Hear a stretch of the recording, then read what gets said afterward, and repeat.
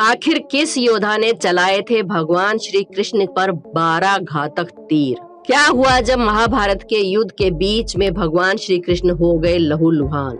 आज के वीडियो में हम आपको ये भी बताएंगे कि जब दुर्योधन घायल हालात में युद्ध के मैदान में पड़ा था तो मरने से पहले उसने श्री कृष्ण से क्या कहा था।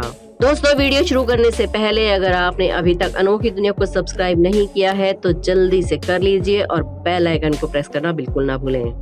जल्दी से कमेंट्स में लिख दीजिए जय श्री कृष्णा और शुरू करते हैं अपना वीडियो। कहा जाता है कि महाभारत के युद्ध में भगवान श्री कृष्ण ने अर्जुन और दुर्योधन को 2 विकल्प दिए थे। एक कि भगवान कृष्ण जो कि निहत्थे होंगे उनको चुने, या फिर भगवान कृष्ण की नारायणी सेना को चुने जो कभी नहीं हारी थी। दुर्योधन ने नारायणी सेना को चुना और अर्जुन ने स्वयं भगवान श्री कृष्ण को। अब सवाल ये उठता है कि भगवान श्री कृष्ण तो निहत्थे लड़ने वाले थे, तो फिर आखिर वो कौन योद्धा था जिसने स्वयं भगवान श्री कृष्ण पर 12 तीर चलाए थे, यानी कि 12 घातक बाण छोड़े थे। तो आपको बता दें कि वो कोई और नहीं बल्कि स्वयं सूर्य पुत्र कर्ण थे। तो अब चलिए जानते हैं आखिर उस समय क्या हुआ था जो कर्ण को 12 तीर भगवान कृष्ण पर छोड़ने पड़े। ये बात है युद्ध के 17वें दिन की, जब कर्ण और अर्जुन आमने सामने थे। दोनों के बीच भयंकर युद्ध हो रहा था। दोनों योद्धा एक दूसरे पर कई सारी असीम शक्तियों का प्रयोग कर रहे थे, कई सारे घातक बाण चला रहे थे। कर्ण की रणनीति यह थी कि अर्जुन को खत्म करना है और अर्जुन चाहते थे कि वो कर्ण का खात्मा कर दें, क्योंकि दोनों में बचपन से ही प्रतिस्पर्धा थी। दोनों ही एक दूसरे को सर्वश्रेष्ठ धनुधारी मानते थे। फिर वो समय भी नजदीक आ गया जब कर्ण ने अर्जुन को हराने के लिए सर्प बाण चलाने का निर्णय लिया। इस बाण को कर्ण ने कई वर्षों से अर्जुन पर प्रहार करने के लिए रखा हुआ था। वास्तव में ये बाण एक पाताल लोक में अश्वसेन नाम के नाग का था, जो अर्जुन का परम शत्रु था। और उसकी शत्रुता का मुख्य कारण ये था कि खांडव वन में अर्जुन ने उसके पूरे घर को उजाड़ दिया था और जो सर्प वहां रह रहे थे उन्हें वहां से भगा दिया था। अश्वसेन तभी से अर्जुन को मारने के लिए मौके की तलाश में था। कई सारे धार्मिक सीरियल्स में या महाभारत सीरियल में आपने देखा होगा कि तक्षक नाग अर्जुन को मारना चाहता था। महाभारत के विवरण विभिन्न ग्रंथों में उन्हें अलग अलग नामों से दर्शाया गया है। कोई अश्वसेन कहता है तो कोई तक्षक नाग कहता है। मुख्य युद्ध के तौर पर अश्वसेन ने पहले ही कर्ण के बाण को चुन लिया था, क्योंकि वो जानते थे कि सिर्फ और सिर्फ कर्ण ही अर्जुन को मार सकते हैं। कर्ण ने अर्जुन पर तीर चलाया। अर्जुन बाण का रूप धारण किए नाग को पहचान नहीं पाए, जबकि अर्जुन का रथ चला रहे उनके सारथी भगवान श्री कृष्ण ने अश्वसेन को तत्काल पहचान लिया और अर्जुन के प्राणों की रक्षा करने के लिए भगवान श्री कृष्ण ने अपने पैरों से रथ को भूमि में दबा दिया। रथ का पहिया जमीन में धंस गया, घोड़े बैठ गए और अर्जुन के गले की बजाय तीर उसके मस्तक यानी कि उसके मुकुट से छिटककर धरती पर जा गिरा। इस तरह भगवान श्री कृष्ण ने अर्जुन को बचा लिया। अर्जुन और भगवान श्री कृष्ण रथ का पहिया निकालने के लिए नीचे उतरे तो मौका देखकर कर्ण ने अर्जुन पर वार करना शुरू कर दिया। तब अर्जुन की ढाल और कोई नहीं बल्कि स्वयं भगवान श्री कृष्ण बने। उसी मौके पर 12 तीर यानी कि 12 घातक बाण जाकर श्री कृष्ण के शरीर में धंस गए। पूरी सृष्टि के रचयिता भगवान विष्णु के अवतार स्वयं भगवान श्री कृष्ण ने उन बाणों के घाव को सह लिया। तब भगवान ने अर्जुन को अश्वसेन के बारे में बताया। अर्जुन ने 6 तीरों की सहायता से अश्वसेन के टुकड़े टुकड़े कर दिए और इस तरह भगवान श्री कृष्ण ने स्वयं पीड़ा सहते हुए प्रिय अर्जुन को बचा लिया। तो वो कर्ण ही था जिसके 12 तीरों से भगवान श्री कृष्ण लहूलुहान हो गए थे।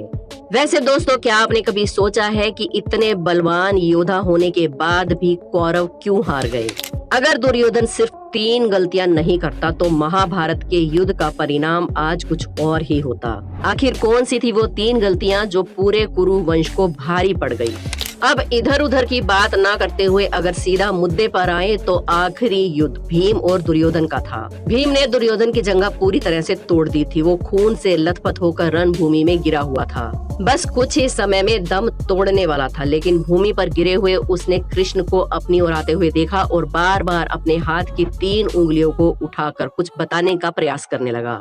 पीड़ा के कारण उसके मुंह से आवाज धीरे धीरे निकल रही थी। ऐसे में श्री कृष्ण उसके पास गए और कहने लगे कि क्या तुम कुछ कहना चाहते हो? तब दुर्योधन ने कहा कि उसने महाभारत के युद्ध के दौरान 3 गलतियां की हैं। इन्हीं गलतियों के कारण वो युद्ध नहीं जीत सका और उसका ये हाल हुआ। अगर वो पहले ही अपनी 3 गलतियों को पहचान लेता तो आज जीत कौरवों की होती और महाभारत के युद्ध का एक अलग ही निष्कर्ष निकलता। श्री कृष्ण ने सहजता से दुर्योधन से उसकी 3 गलतियों के बारे में पूछा तो उसने बताया, पहली गलती उसने ये बताई कि उसने स्वयं नारायण के स्थान पर उनकी नारायणी सेना को चुना। दोस्तों ये तो हम आपको वीडियो की शुरुआत में ही बता चुके हैं कि दुर्योधन ने नारायणी सेना को चुना था और अर्जुन ने निहत्थे श्री कृष्ण भगवान को। दुर्योधन ने नारायणी सेना को इसलिए चुना क्योंकि उसे लगा कि निशस्त्र नारायण यानी कि स्वयं भगवान श्री कृष्ण कुछ नहीं कर पाएंगे, और अगर वो कौरवों के पक्ष में उन्हें चुनता तो आज परिणाम कुछ और ही होता। अब उसे अपनी गलती समझ आ गई थी। दूसरी गलती उसने ये बताई कि वो अपनी माता के लाख कहने पर भी उनके सामने पेड़ के पत्तों से बना हुआ लंगोट पहनकर गया था, क्योंकि उसकी माता ने उससे कहा था कि वो नग्न अवस्था में ही उसके सामने आए ताकि वो अपनी दृष्टि के संचार से द्वारा बनाई हुई शक्ति से अपने पुत्र दुर्योधन को पत्थर के जैसे शरीर जैसा बना सके, जिससे वो रणभूमि में अजय हो। लेकिन यहाँ पर भी श्री कृष्ण की लीला थी जिसके द्वारा लज्जित होकर दुर्योधन पत्ते लपेटकर माता के सामने गया और उस वजह से उसकी जंघा और मुख्य अंग शक्तिहीन हो गए और उसी वजह से दुर्योधन परास्त हुआ था। तीसरी और अंतिम गलती उसने ये की कि उसने युद्ध में आखिर में जाने की भूल की। यदि वो पहले ही युद्ध में जाता तो कई बातें समझ सकता था और शायद उसके भाई और मित्रों की जान बच जाती। उसे ये पहले ही पता चल जाता कि युद्ध में शुरू से अंत तक अश्वत्थामा को ही सेनापति बनाना था, लेकिन उसने ऐसा नहीं किया। अगर वो युद्ध भूमि में पहले ही उतर जाता यानी कि सबसे आगे रहता तो वो ये जान पाता कि आखिर कौन सा योद्धा कहाँ सही रहेगा, कहाँ पर वो किस योद्धा पर भारी पड़ सकता है। भगवान श्री कृष्ण ने विनम्रता से दुर्योधन की सारी बातें सुनी और फिर उन्होंने कहा, तुम्हारी हार का मुख्य कारण तुम्हारा अधर्मी व्यवहार और अपनी ही कुल वधू के वस्त्र हरण करना था। तुमने स्वयं तो अपने कार्यों से अपना भाग दिखा है दुर्योधन। श्री कृष्ण के कहने का तात्पर्य ये था कि तुम अपनी इन 3 गलतियों की वजह से नहीं हारे, बल्कि तुम अधर्मी हो इसलिए हारे। तुम अपनी ही कुल वधू के वस्त्र हरण करवा रहे थे, तुम पांडवों को नीच दिखा रहे थे, तुम्हें सिर्फ और सिर्फ तुम्हारा अहंकार ले डूबा है।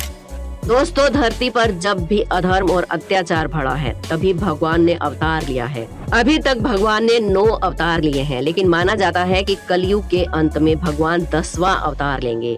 भगवान श्री कृष्ण को विष्णु का 8वां अवतार माना जाता है। विष्णु पुराण में भगवान के 10 मुख्य अवतार बताए गए हैं। वो 10वां अवतार कल्कि अवतार होगा, यानी कि भगवान स्वयं धरती पर आएंगे, लेकिन हम स्वयं भगवान को पहचान नहीं पाएंगे और कलयुग के साथ मिलकर हम भी भगवान से लड़ेंगे।